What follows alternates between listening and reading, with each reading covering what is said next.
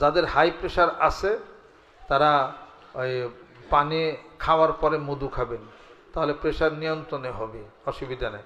ঘন দুধ খাইবেন না, ঘন দুধ খাইলে প্রেশার বাইরে যাবে। এক বলকের দুধ খাবেন, 1 কাপ দুধ দিনে 2 কাপ করে খাবেন।